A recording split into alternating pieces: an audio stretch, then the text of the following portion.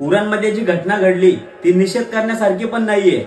ज्या भडव्याने ही गोष्ट केली आहे ना, काय झाले माहितीये विषय, जी ताई आहे ना आपली यशस्वी शिंदे ताई, तिने 5 वर्षापूर्वी या मुलाची तक्रार तिच्या घरच्यांकडे केली होती, छेडछाड करतोय म्हणून. त्याने तब्बल 5 वर्षानंतर हे कृत्य केलंय. एवढ्या घाणेरड्या प्रकारे मारलंय ना आपल्या ताईला, ही गोष्ट निषेध करण्यासारखी पण नाहीये. त्याचं नाव काहीतरी दाऊद शेख आहे. मला त्यांना बोलायचंय. आता मागे पनवेलला जो ताईचा विषय झाला होता, अक्षयताईचा, तेव्हा काही जण देवावर धर्मावर भुकत होते. मला आता त्यांना बोलायचंय, कुठे गेले तुम्ही? ताईला तर आम्ही न्याय मिळवून देऊच, पण तुम्ही कुठे गेले?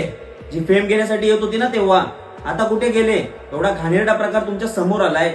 सकाळपासून दुपारपासून अख्खा दिवस मेसेज येत आहेत. एवढी गोष्ट व्हायरल झाली आहे आणि सगळ्यांचं तोंड तुमचं गप्प आहे. का असं?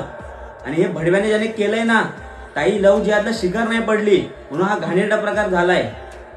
कृपया करून ताईंनो लक्ष द्या. हीच वेळ आहे. हा प्रसंग आपल्या घरात सुद्धा घडू शकतो, त्यामुळे लक्ष द्या. आपण कोणाशी बोलतोय, कोणासोबत फिरतोय, असल्या माणसांची आपली मैत्री पण नको, प्रेम तर राहिलं बाजूला. कारण शेवट जर असा असेल ना, तर झक मारत गेली ती मैत्री. आणि हिंदूंनो जागे व्हा, आणि नुसते जागे नाही, या भडव्यांची लायकी ना दाखवून देऊया. बस जागे व्हा आता. जय श्रीराम.